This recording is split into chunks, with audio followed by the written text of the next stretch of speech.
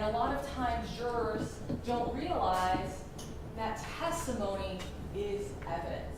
So you don't need physical items, although in this case we do have all the physical items that we presented to you. But if you believe Larry Washington, if you believe Michelle Washington, and they came in and talked to you about their neighbor trying to get help because she had just been raped and stabbed, that is enough for you to believe that's what happened. You don't need other pieces of evidence. Testimony alone is evidence. Venue is another law that the judge will tell you. This one's pretty easy. I think that there's no question in this case that John Sumpter was stabbed in his home. He was found exactly where he was stabbed.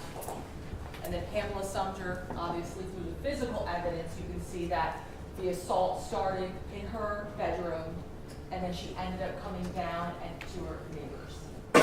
There's no question that the Tree Hills Parkway residence was here in DeKalb County.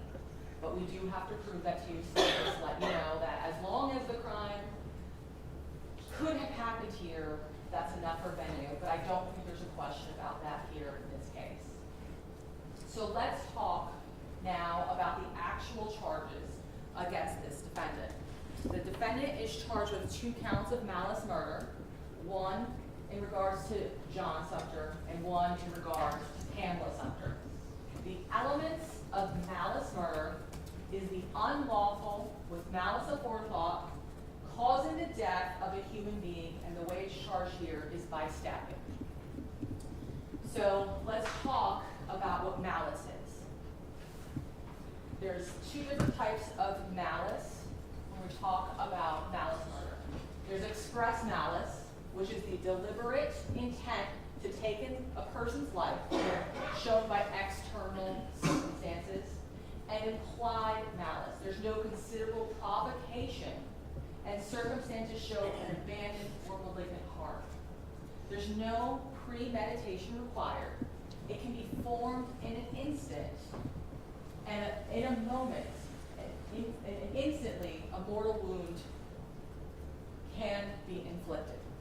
So what essentially malice is, when we're looking at it, is this defendant didn't need to have the premeditation or motive to go and kill people that day, right? That is not what the state needs to prove.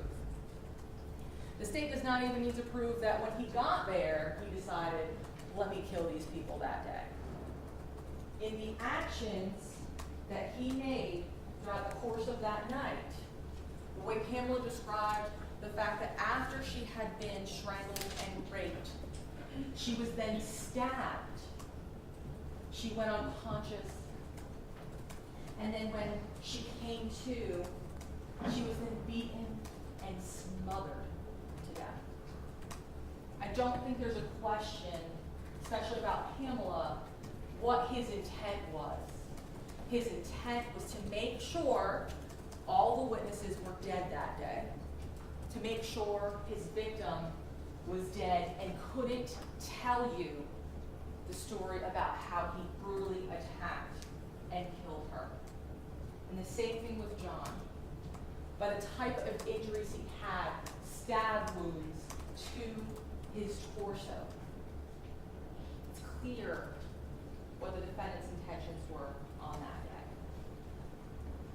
day. Legal malice is not ill will or hatred. It's a killing without justification, excuse, or mitigation in the state of Georgia. Also, a lot of you may have questions, well, what was his true motive? That's not an element of malice murder, but why was anyone murdered? And given the scene, it's very clear why he did it, to get rid of the people who can point about who he was, who attacked them. It's clear that's why he killed them. So that way, there was no one that can say it was Kenneth Perry. The next 2 charges in this case are felony murder. And so the biggest absence is that malice aforethought that is in malice murder. Essentially, in the state of Georgia, there's also a murder charge where if you are committing a felony, and during the commission of that felony, the way it's charged here is aggravated assault, and you cause the death of another human being, the way it's charged is by stabbing. So he didn't have to have that premeditation. He didn't have to have that malice in order to prove felony murder. If you believe simply by stabbing these people, they died, that's all that's necessary for the charge of felony murder. He's charged with aggravated assault, and it was in two different manners.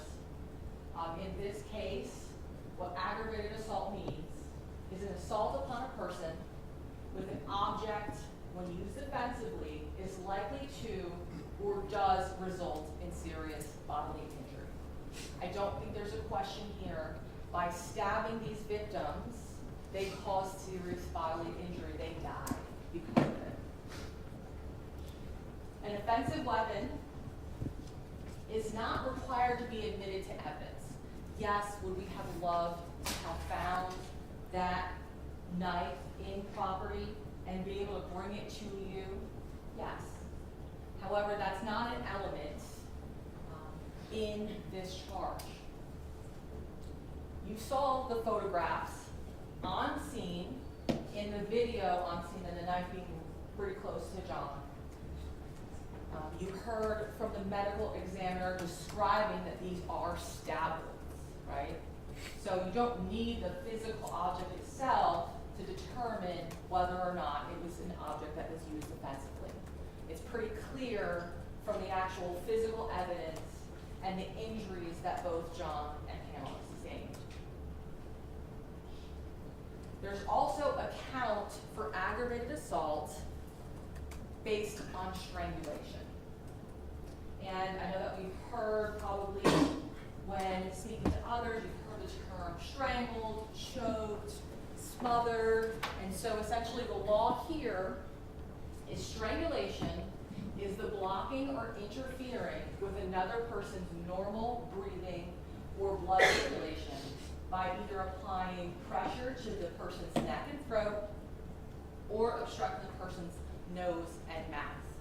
The reason why strangulation is something that can cause death or likely to result in serious bodily injury for aggravated assault is the next step after cutting off someone's ability to breathe is death.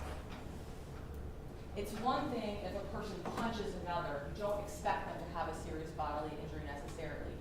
But the next step after cutting someone's ability to breathe is death. The defendant is also charged with aggravated battery, and we have that term maliciously again, causes bodily harm to another by either seriously disfiguring a part of that person's body or by rendering a part of that person's body useless. And so essentially it's easy if there's a break to show the disfigurement, or if because of the injury they cannot use, and for however long, they cannot move their arm or something like that. That's all that needs to be shown for the actual injuries themselves. But let's talk about the malicious charge. Again, just like murder, it is not ill will or hatred. Malice in this context means the intent to cause the resulting harm without justification or excuse. It also means willfully doing an act while being aware of a strong likelihood that a particular harm will or may result. By beating somebody to the ground and dislocating her shoulder before smothering her, I think it's pretty clear that an injury of dislocated shoulder is something the defendant could have contemplated when he was attacking her. It's his intent to cause her bodily harm shoulder in simply the actions that he did that night and the injury that she sustained that shows that he had malice. The defendant is also charged with rape. In the state of Georgia, rape is carnal knowledge, that's any penetration of the female sex organ by the male sex organ, with force, physical, threats, or intimidation against the will of the person. So let's first talk about consent. Consent induced by force, fear, or intimidation does not amount to consent in law and does not prevent from the intercourse from being rape. Consent to sexual intercourse obtained through a present or immediate fear of serious bodily injury to a female involved is equivalent to no consent at all. And so the reason that we talk about this is the way that Pamela described that the defendant had a knife and forced her to have sexual intercourse. And when she complied, when she actually followed him, got that Vaseline to help complete the act of rape, just because she was complying to save her life in that moment does not amount to her consenting, because she had that fear of that knife that ultimately didn't matter. He still stabbed her over and over again. So there was no consent, and the law also states that there does not need to be any physical injury or trauma to the victim. However, we all heard from Dr. Doss, there was injury. She had a laceration in her vagina and she had abrasions in her vagina. And the doctor told you that the most common way he saw that laceration was during childbirth. There's no question that she had an injury, even though that's not even an element of rape. But that goes to show you that this was not some consensual act. This was rape. The defendant is also charged with possession of a knife during commission of a felony. The way it's charged here is the person has to have a knife with a blade of at least 3 inches long. I believe there was testimony by the lead detective, Wright, that it was 8.5 inches long. The photo that was taken showed you how long that blade was. And he has to have that knife on his person while committing a felony. The way it's charged here is an aggravated assault, a crime involving the person of another. And it's charged for both Pamela and John.